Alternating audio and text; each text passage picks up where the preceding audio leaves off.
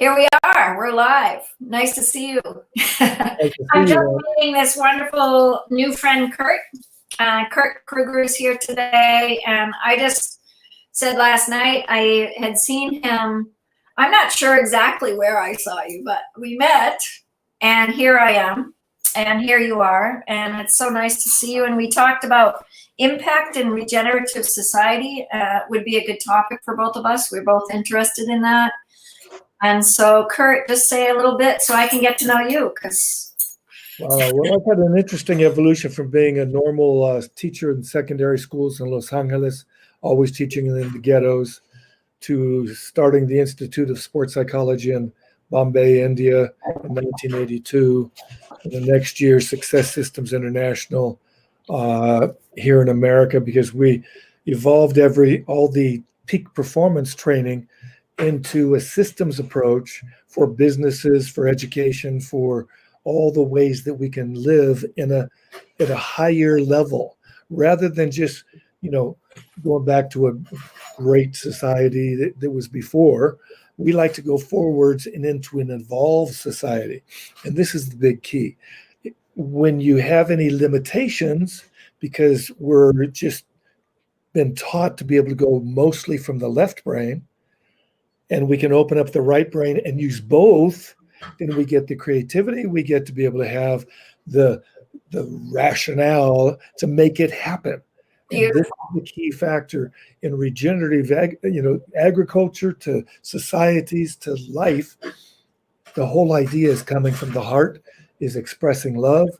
My favorite character development program is one that it's called the Living Values Education Program.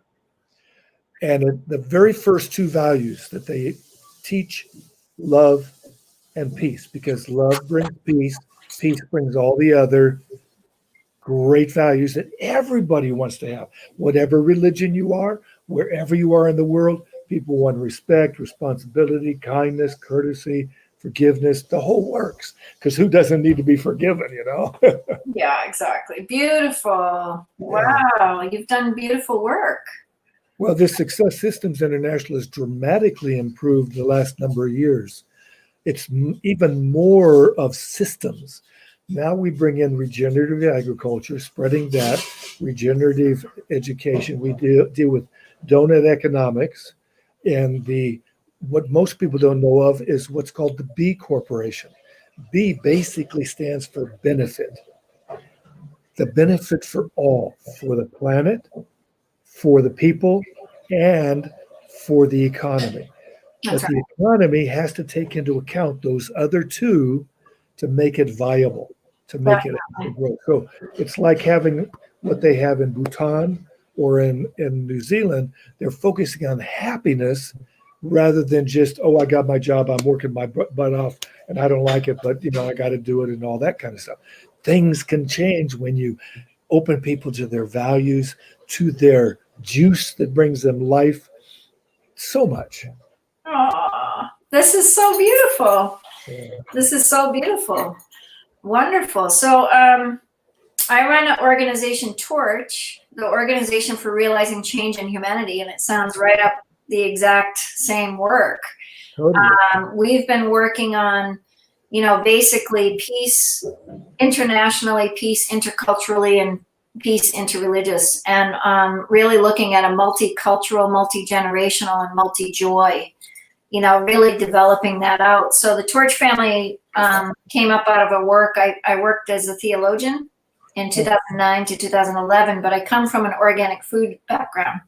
Beautiful. So I raised with my kids with organic food, and then I became an RN, and I just got so sad from how our elders were being treated and what was happening to our society. And I started just studying more and doing more. So we've grown. We're in 9 countries, and we've just been, kind of catapulting the Torch family. And it's just been, we work on 4 pillars: peace, health, environment, and technology. Perfect. So those 4 fit right into your success work. We did an eco work with Actions of Impact on Earth Day this year, and we were alive. My son and I ran it for 48 hours from sunrise to on New Zealand all the way to sunset off of Hawaii. And so the mission for Torch is just simple actions for global change. You know, what we get to do, and this is one of the things that we can look at while we do it, is the use of the words, because there's something, you know, one of the world scriptures says, and the word was made flesh. that's it. Most people who hear this word, the word was made flesh, they think about it's just Jesus. But in fact, your words become more realities. It's like I've taught from middle school to university. In middle school, if somebody says you're ugly or you're skinny or whatever, it hurts somebody so badly. I know. How it crushes somebody. Oh, I know. And we designed a physical education program at this school that was a ghetto school. We didn't have to have a police officer. We didn't have anybody calling people names. We had them calling people by their name because we taught them social skills. And this was in physical education. We had them walking labyrinths to be able to experience what a labyrinth can do physically, mentally, emotionally, and spiritually. Just walking it, it transforms people. People who walk it, they can do that, or they can do a trust walk, or they can do an agility drill. It can be used interculturally, interdisciplinarily.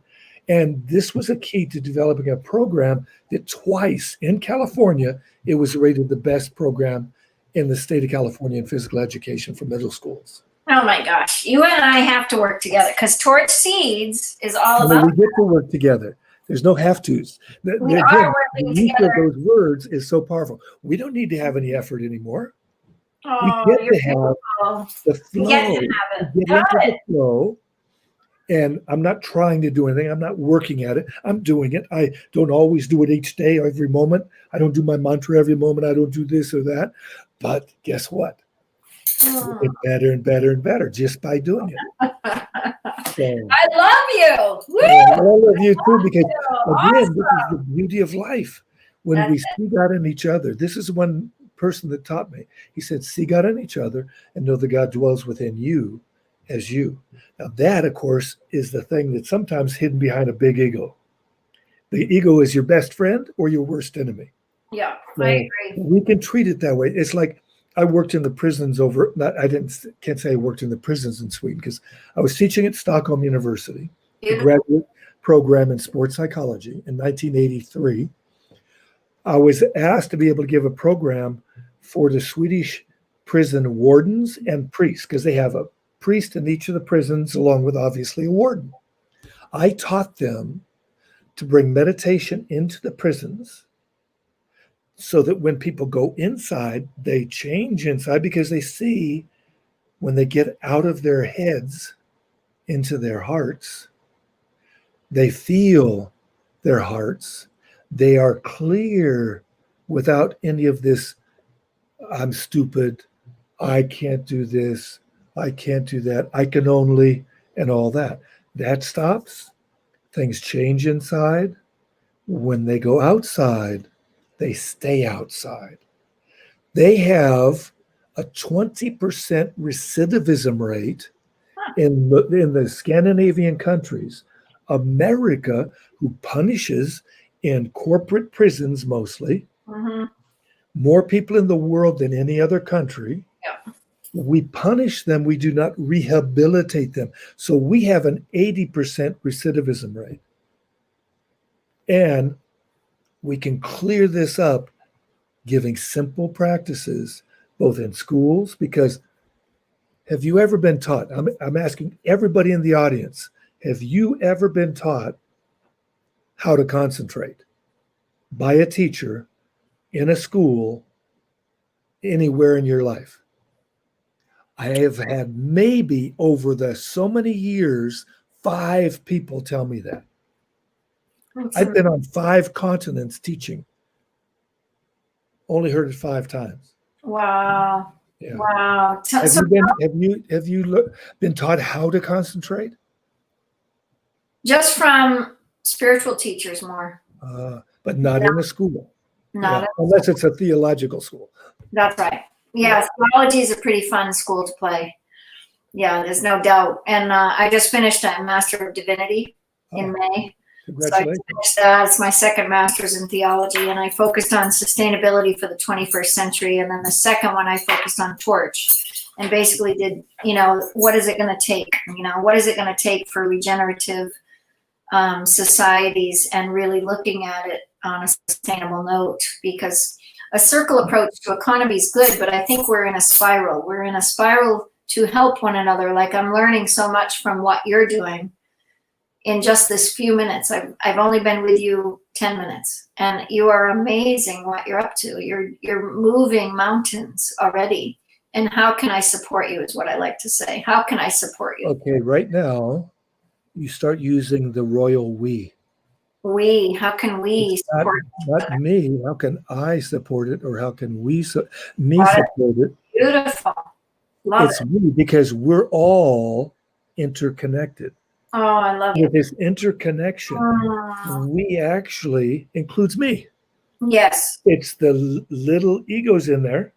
Got it. But we're talking about a grander force.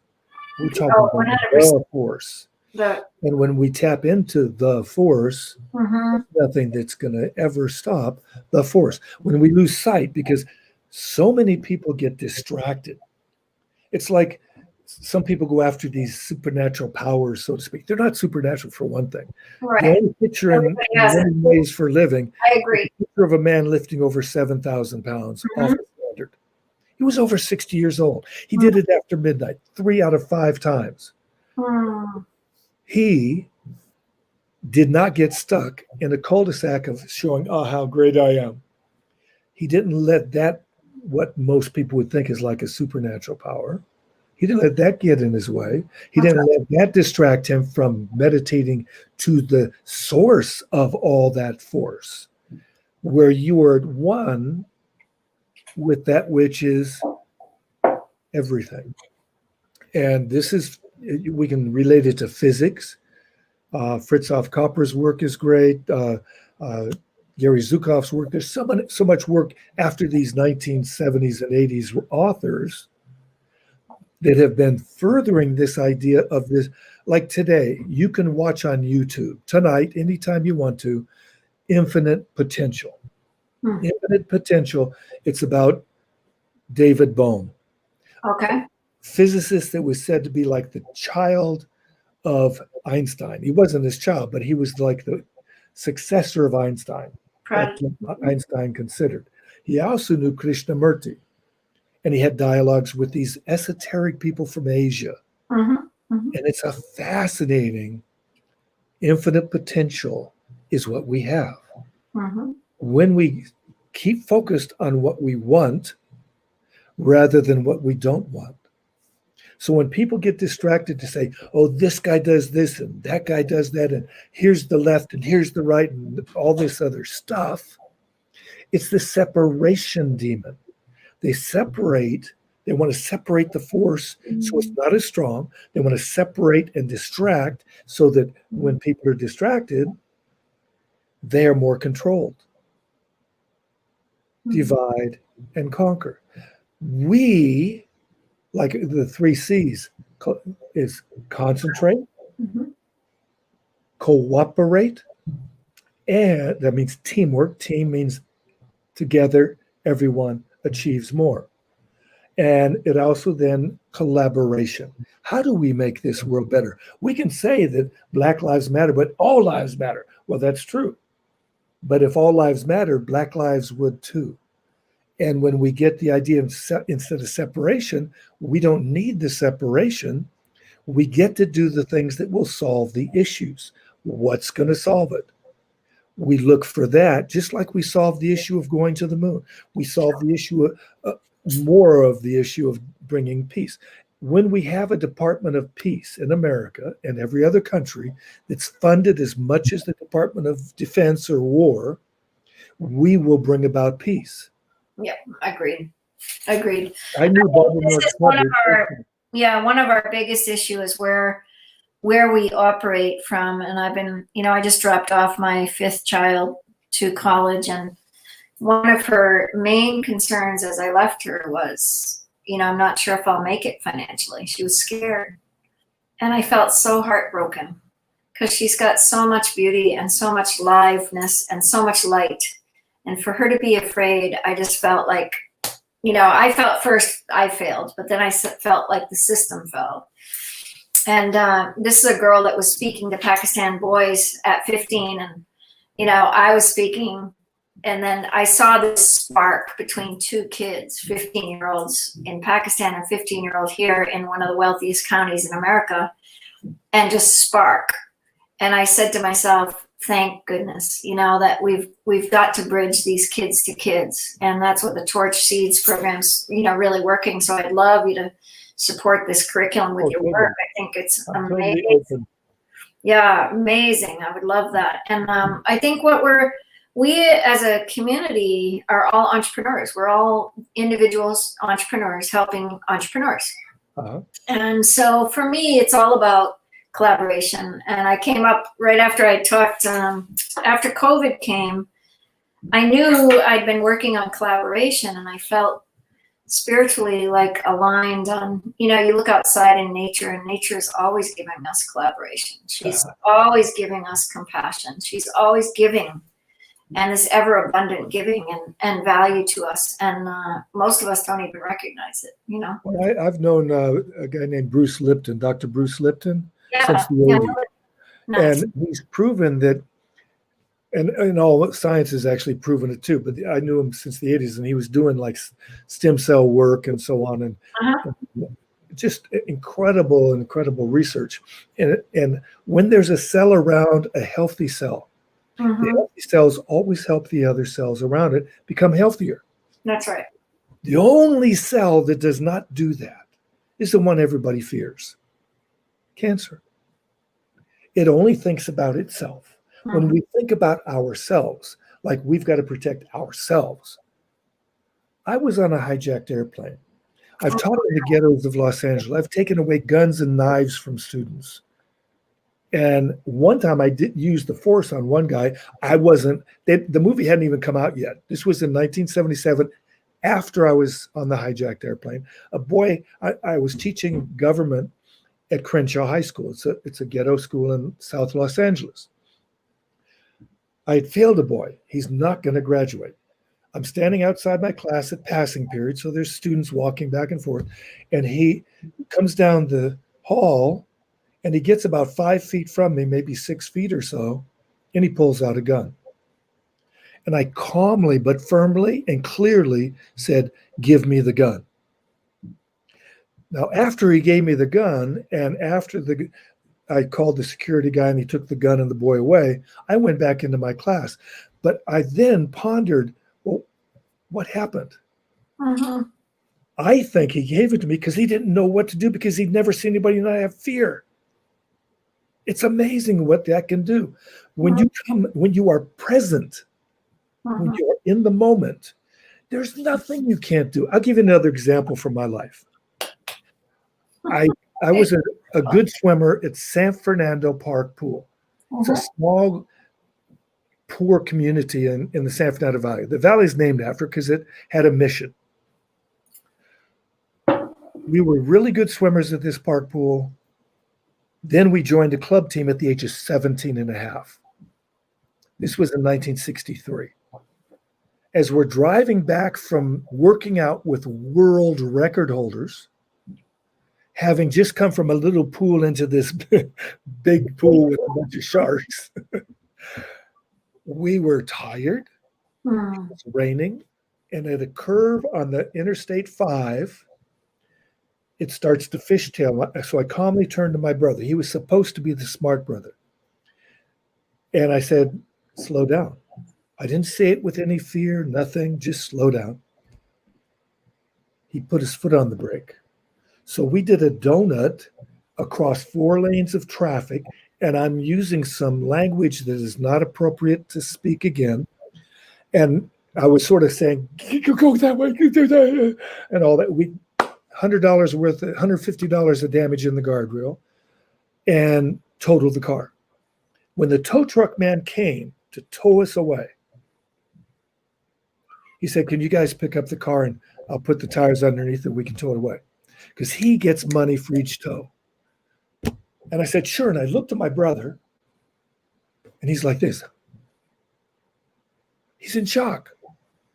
And I was in a different state of mind. I was in no mind at that time, really speaking, no mind.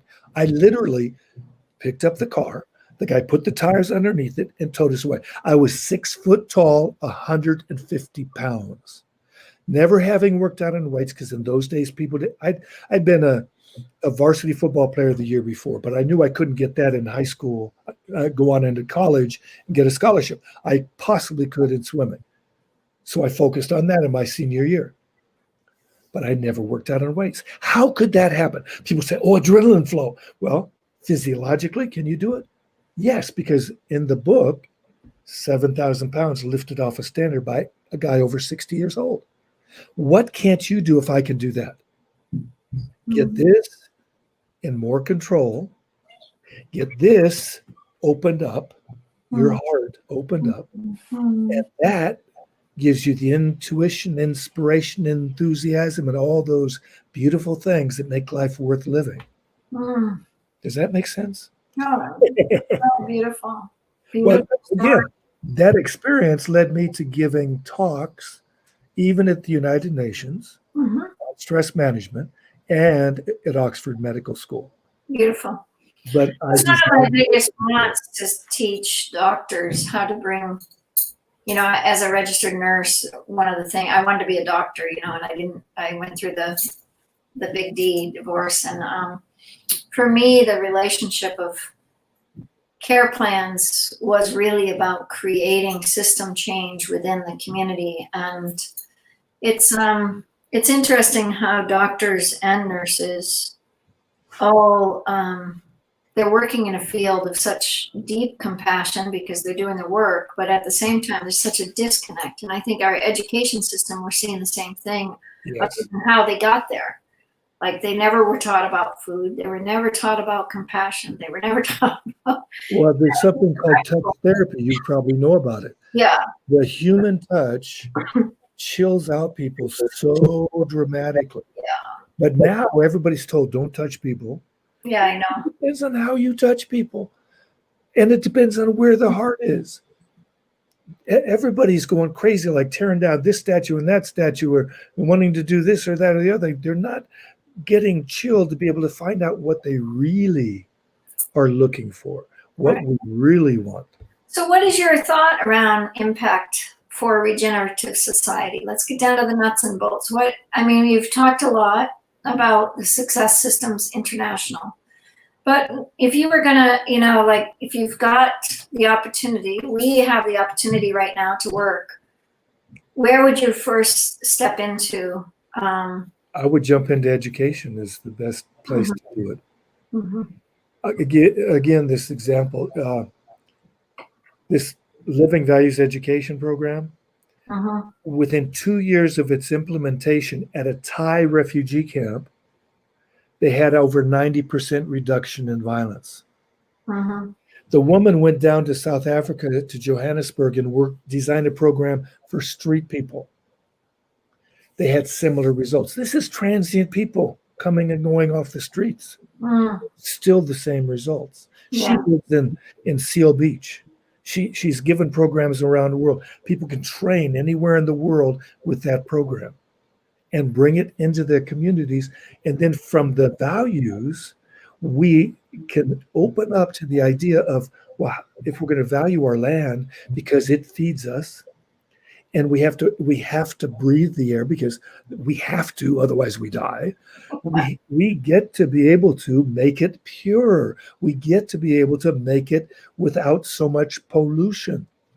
We get to eat all this food, but right now so many people have to eat the food they're given, and much of that is not organic. So we're depleting the soils. The soil depletion causes desertification. I know because I've met 4 Nobel Prize winners. One of them was Wangari Maathai. I spent a few hours with her. She has been reforesting. She's passed on, but she's been reforesting Kenya by getting those trees to be not only planted, but actually helped until they get to be beyond sapling. So they're totally independent of people watering it. Beautiful. And it stops the desertification of the area, which again can then feed the people and also make it so the air is cleaner, so that the water is cleaner. I mean, it's a total system. Mhm. We are in one planet with Mhm. one little thin sheet of layer of air around it that everybody gets to breathe or has to breathe. And it has to because that's how we live. So the whole program, peace, health, environment, well, health is affected totally by the environment. That's right. And this is what Dr. Bruce Lipton proved. Yeah. Yeah. I think these 4 qualities that we have of the issues in our society are the issues Oh, yeah. within our own selves, how we need to incorporate. So when I start working with people with the torch, I ask them, which one of these are you most passionate? Yes. And when I ask, if somebody picks peace, I said, well, surround yourself with a health person, an environment person, and a tech person. So you start with a 4-person team. Yes. And so that 4-person team can spiral out and add people as we go along, but they pick one issue from a local region. Yes. And it can be in any one of these 4 regions, 4 areas. So that's what I've been up to. And I brought it into the schools in the last 2 years, growing heirloom seeds. And so heirloom seeds now are being brought in, and the kids are all growing seeds. And so the seeds themselves, they pick the 4-person team, right? And grow seeds together, but they do it through math, science, environment, technology, all of the areas that we teach now in academia. So our curriculum is building, but what we're doing is connecting kids interested in peace in America and kids in Afghanistan, kids in Iran, kids in Pakistan, kids in India, And so what you're talking about with regenerative societies, I just felt like, maybe if we did this and we worked with kids, when we do this, kids, when we are doing it, it's already happening. Yes. But I really am blessed that you're changing my language, because I think this is key. The word is the word, right? The word is the word. And I really believe in that. So thank you. I want to train with you. You get to do this. Well, you get to do this for other people. Train with you right now. We're all trainers. And everybody listening to this can do the same thing. Exactly. With each other, and say, if you want, anybody can email me at successsystemsinternational@gmail.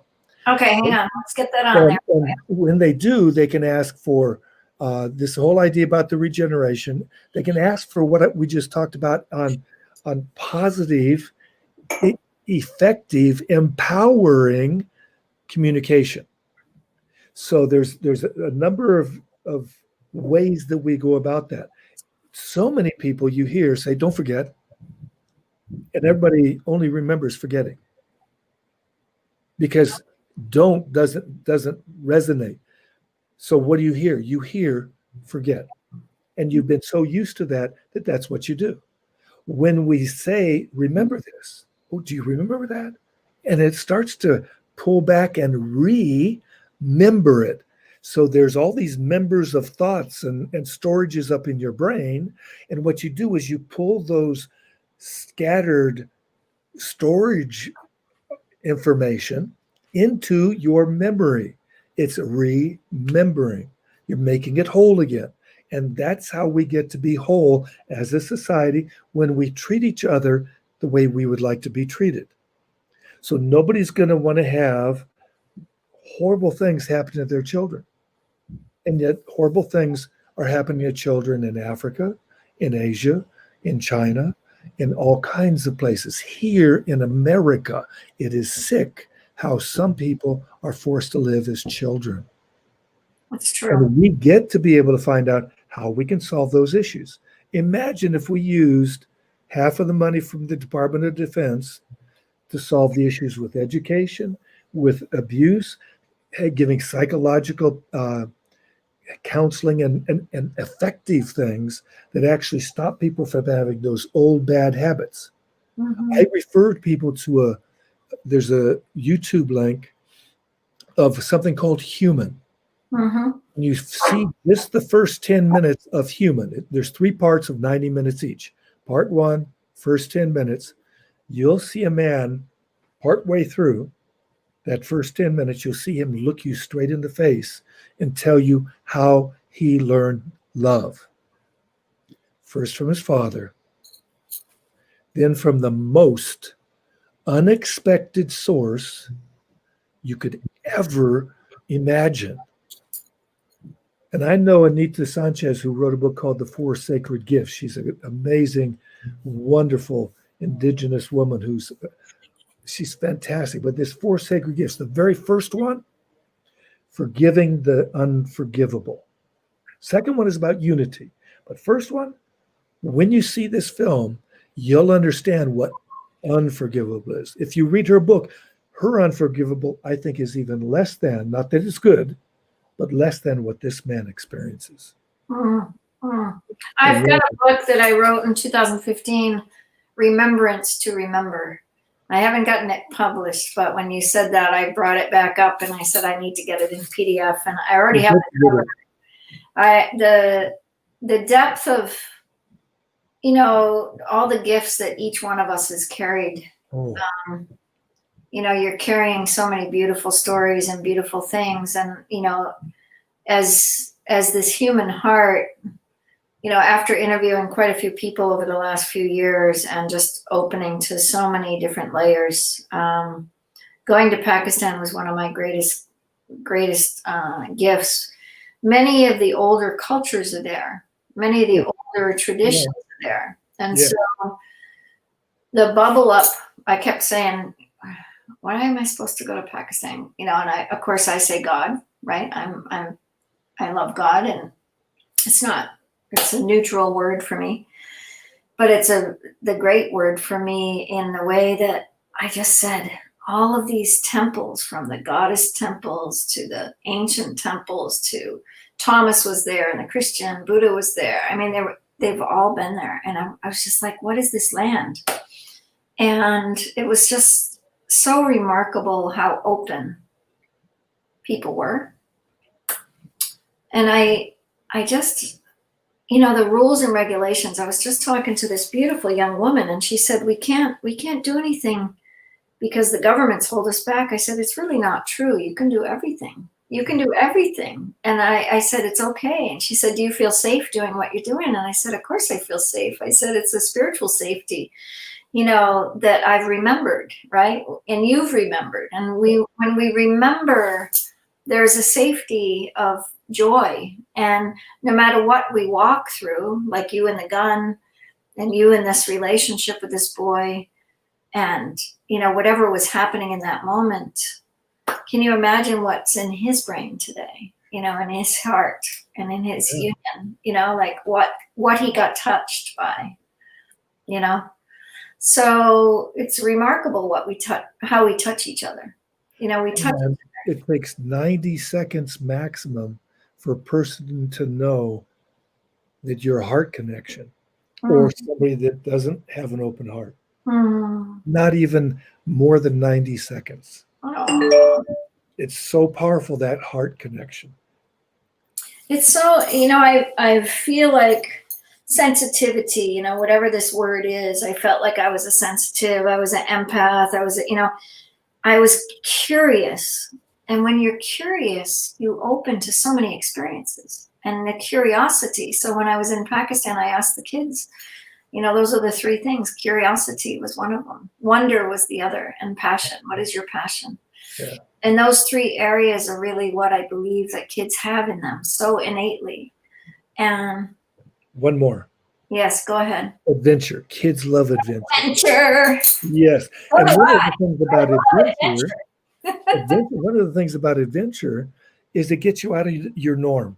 Yeah. It gets you out of in a way, the doldrums. You're sailing along in the Pacific, and then you hit the doldrums, and you sort of hang out there, and you're like, we're in the doldrums right now with this so-called lockdown. I'm not locked down. I'm communicating all over the world. I'm able to do amazing things when people allow us to be there. When people open their website, or they somehow turn onto this on Facebook or wherever it is, and they get drawn in because they're supposed to be there. The key is everybody's drawn to where they're supposed to be. When their hearts open up more, they get more. When you give more, your hand is opened up more. It's empty now. Well, guess what? Nature abhors a vacuum. So it's always filled. Is it filled with gold? No, not this time, but it may be filled with something else. Maybe it's water, maybe it's food. But it's always filled. Maybe a thought that changes your whole way of being. It's very, very beneficial for us to adventure into new realms. Like we're set to get out of these doldrums, out of this calm sort of, it's not exactly peaceful the way people watch their news, if they do watch news. But, excuse me, not but, and we get to experience a new reality because we are the intentional cells. I call them intentional cells. The imaginal cells is the scientific word for it. We're the little chrysalis. A butterfly gets in this chrysalis, a cocoon, and inside it's all gooky, just real gook. But there's these intentional cells, these imaginal cells that imagine a butterfly, and they spread more and they turn on other ones near them because they're healthy cells, so to speak, and they turn on more. And when there's enough of them, they formed a butterfly, but the butterfly, even though it's still in this cocoon, is trying to exercise its muscles. And when it's done it enough and it breaks through, then the new beauty flies forth. And that's what we are doing as a society. We are planning B corporations. More companies are becoming B corporations. Amsterdam, Copenhagen, Cali, Colombia are cities that are guiding themselves to being donut economics, to be run by that, just like B corporations are. Unilever out of the Netherlands, I believe, is a major corporation in the world, and it is designing itself as a B corporation. Beautiful. People like us are spreading this and getting it more and more into reality. I sent a letter to my San Fernando mayor. I sent a letter to my councilwoman in the Los Angeles County and so on about donut economics. I get to make phone calls. I get to do things that I can do to generate the change. When I am not centered, it doesn't do any good. I'm really excited that you're working with government. Flows, and it's like somebody's paddling for us.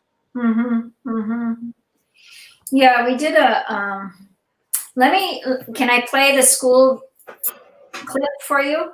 Sure. The school. So please. This is the first school. They wanted money. I was a student. I said, I can't give you money, but I can give you time. So it was 100 orphans. There were no doors.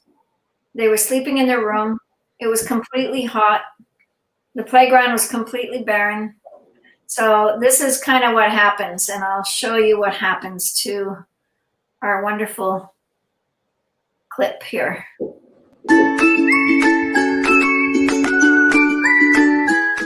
Hello friends, I would like to show you our school. This is our school signboard.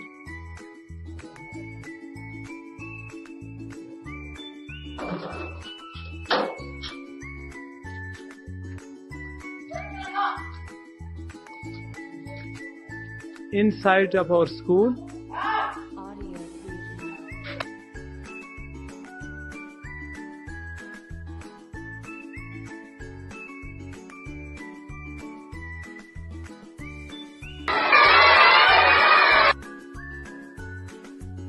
friends, this is a solar school.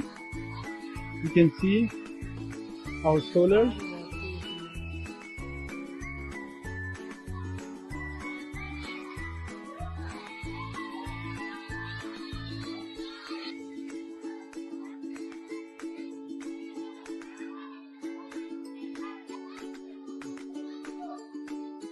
Hello.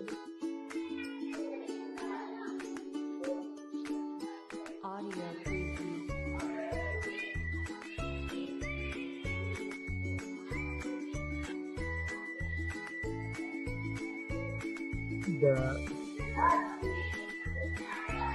This is all beautiful. You can see the flowers. It's a green school. We would like to show you the computer lab. Hello, teacher. Yes, this is the computer lab. You can see all the kids are learning different programs.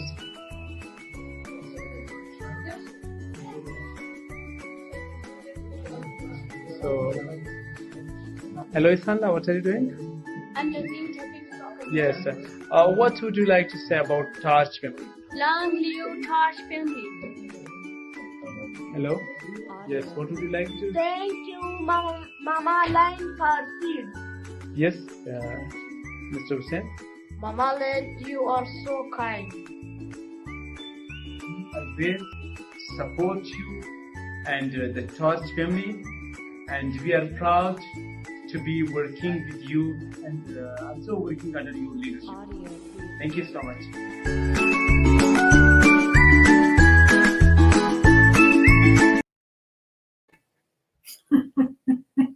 That's beautiful. I love it so much. So it's, it just happened just because of a communication. Yeah. And it's not anything more than just a communication. And for me, it was Raymond that took action. It was Raymond that took action on the schoolyard when I gave him some guidance. And like you're teaching me about words, how to communicate in a better way, being open to each of us, being open to the next phase for the school. I would love your input because they're ready. And the kids go on and do prayers almost every day. And it's just 5 times a day. Pardon? 5 times a day. Yeah. 5 times a day. Right. But on live though, they go Facebook Live. Uh-huh. And the kids do prayers now. I mean, it wasn't like this when I started. It was like totally it's just so fun. And when you start looking at, just simple seeds, and these are the kids that my daughter was talking to, 3 years ago, and it just took off. And there's such a need for kids to just be seen, and when a child waters a plant, and when a child watches a seed grow, just like us, it's that adventure, it's that curiosity, it's that wonder. It's like, how did that happen? I want to build a beautiful natural playground because I want the children to know that they can play. We are building a natural. We're building a natural playground on this school, and Kurt and I are going to rock and roll together. Hi, Meredith. Meredith Lincoln is here, a childhood friend. Joshua's here, Joshua Warren. Oh, beautiful, beautiful. So, we welcome you, and yeah, you're the torch. You're passing on your light. I love it. Thank you. The beautiful thing is that we all have that torch. No, we do. We all have a gift to give. Yeah. And the key is obviously finding out what the gift was. I hardly worked for 47 years.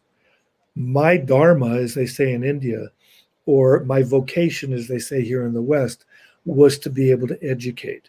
And I say educate because I was not a normal teacher.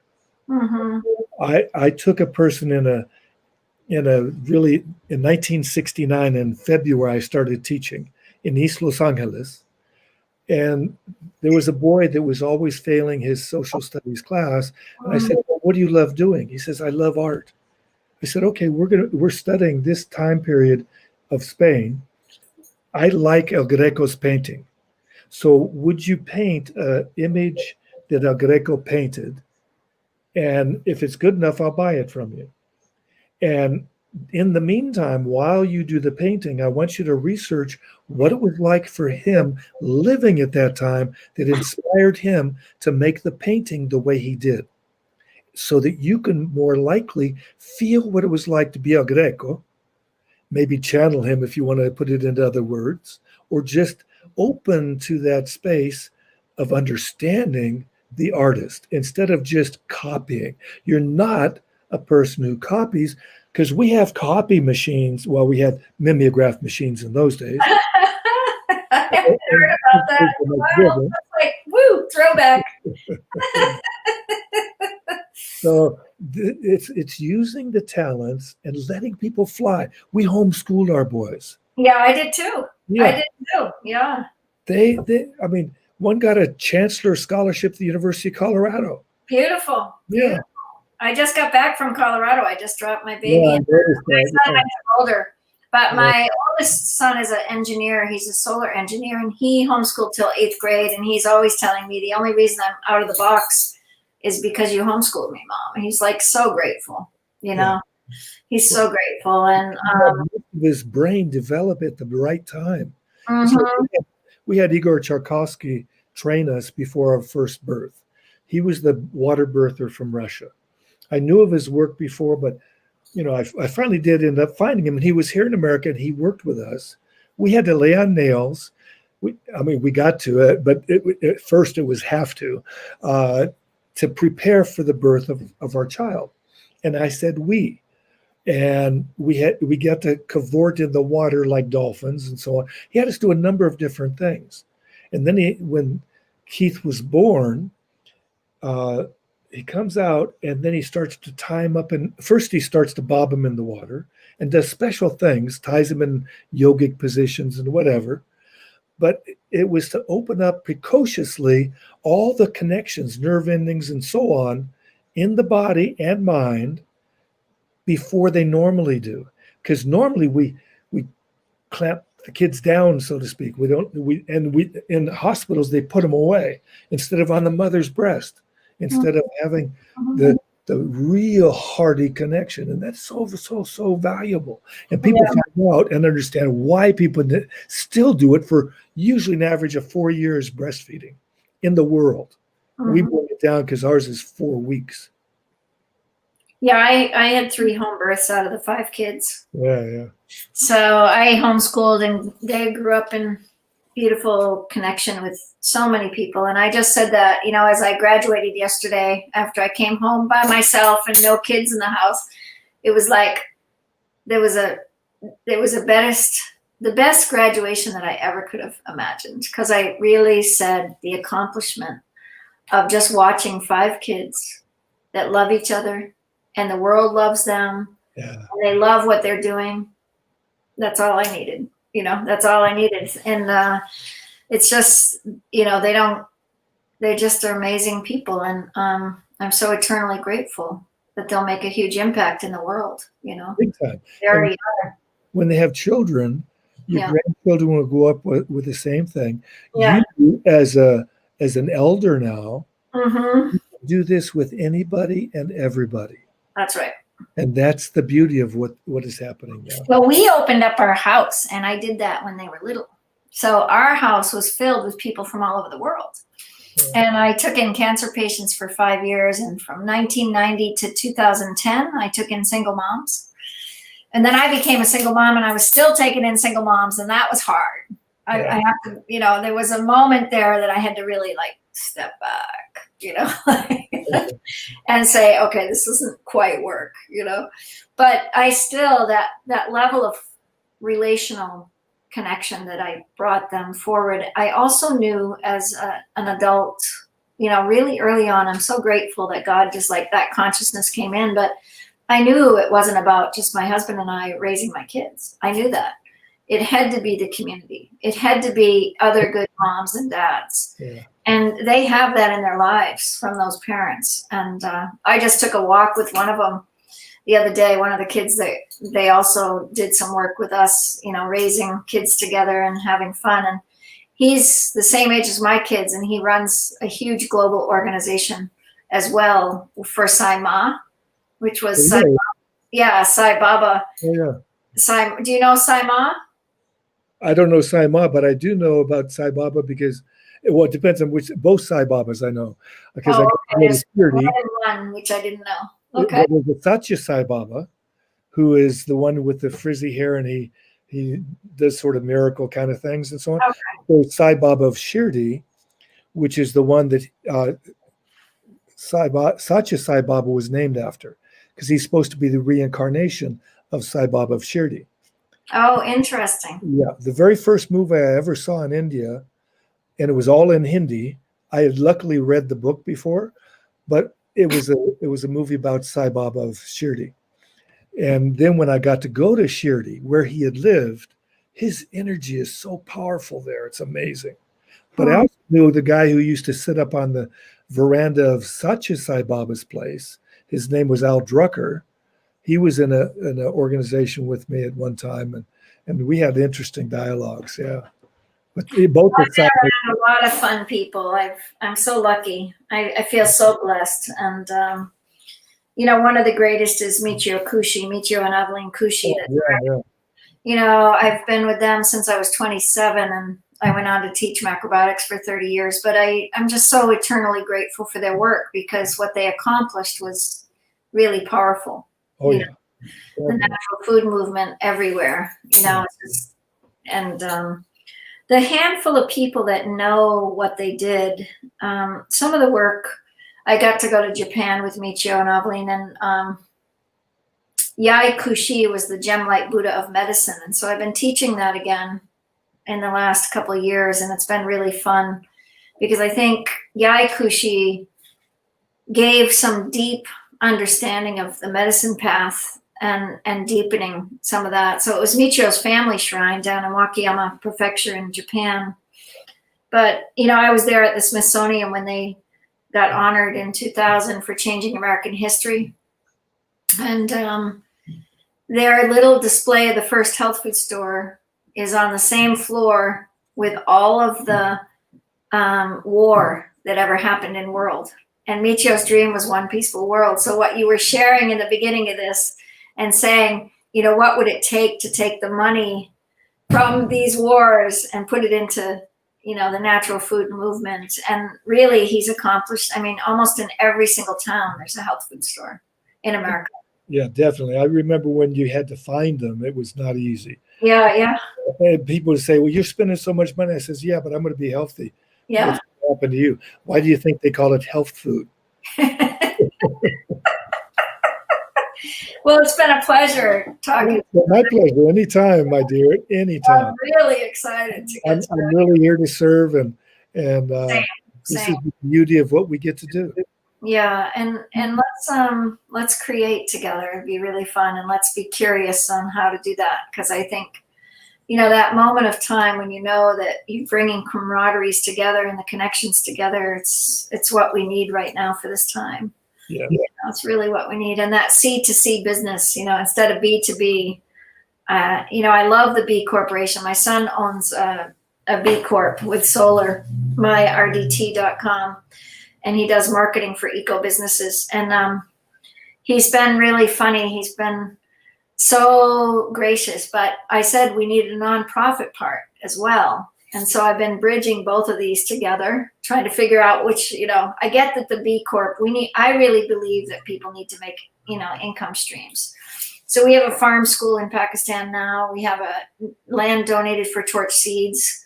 So that's exciting. And so we've got both of those happening, one in the north and one in the southern near Islamabad. Uh-huh. So Muhammad Ali Jinnah is working with that, isn't he? I don't know. I don't know that name. Well, actually, it's the exact name of the founder of Pakistan. Oh, beautiful. There's a good book on his life. I read it many, many years ago, because I'm very much into Gandhi, and I knew one of the big funders of Gandhi's movement, Ram Krishna Bajaj's family. They have those Bajaj scooters, those dealers all over Asia. Oh, beautiful. But I haven't been to India. I want to go to India. I really have not been, and I'm like, when you do, you make sure you check with me. I can tell you some incredibly magical places there. I'm going. As soon as the borders open, Pakistan, I'm supposed to go. I've got one more tour to complete, I did a lot of work, and I'm excited that we did a lot of work, and we as the universe, just kind of guided me. I got to lecture in every major city there in 12 days. It was crazy. And that was set up, just like the universe just opened. It does. I think, as I move into India, both the gurus that are, part of the Torch family, they both said, "You're just going to come here and live here, and you could just teach for the rest of your life." I said, "Okay, let's do it." So we'll see. I definitely am in this crossroads of, do you go back and be the RN, Mama Lynn, or do you just, I'm just at this turning point. Well, it sounds like you could be living in one of their ashrams or their ashram. Definitely. And if so, you can work out of that ashram.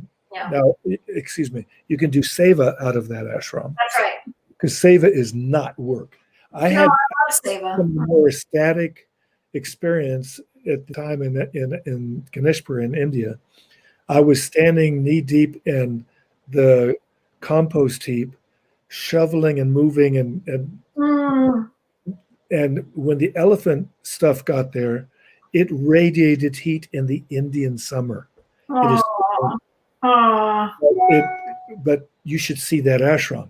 It's flourishing. That's so cool. It's all organic. It's all the nature of that area, and so on and so forth. Oh, send me there. I'm excited. Shiva Vedanta Shiva. She's done a lot of work in the whole seed program, and I met her back in '93 in Ithaca, New York. That's where I raised my kids. Uh-huh. And she's just an amazing inspiration. So I'm hoping to visit where she is and work with her on a deeper level with George. But I'm really excited about being with you today. I think your majesty of love is beyond. So you're deep. That I send everybody that I meet somehow a sheet that is a compilation of a chapter in the back of Muktananda's book, who's my teacher. Uh-huh. That book is called Play of Consciousness, but this is compiling it of the teachings of the Siddhas. Siddha means perfected one. Yes. And they have the ability to awaken your Kundalini. Yes. Once awakened, they can also guide it. Yes. And I've seen some amazing things happen around Muktananda, and the most dramatic one was in Germany and outside of Munich. Beautiful. Yeah. But Have you written your stories? Have you written your stories? Well, there's a bunch of stories in my book, The Winning Ways for Living. Good. Dig this. I teach everybody peak performance, which means be number one, right? I was thinking to have bestsellers was fine. Well, I had 2 out of the 4 books I posted on Amazon go to bestsellers within the first 3 weeks. So the mistake that I made was that I didn't aim for number one. Mm-hmm. Now, how I got my wife when I was ready to get married again, I thanked God for the perfect relationship within the year.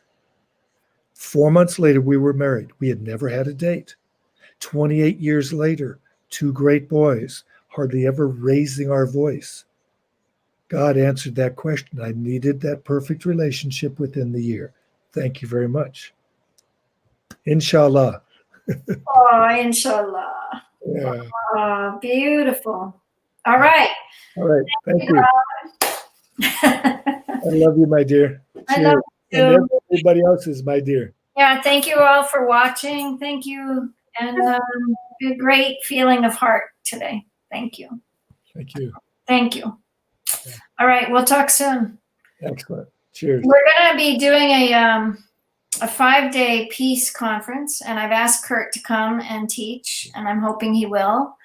And it's going to be the September 18th weekend, so keep that on your calendar. And there are a couple more comments that I'll read from Joshua. He said, amen. Meredith said, thank you. We are all blessed to have you all. Have a good day. Have a blessed day. Have fun today. Joy. Be joy today. Thank you, sir. Thank you. Cheers. Cheers.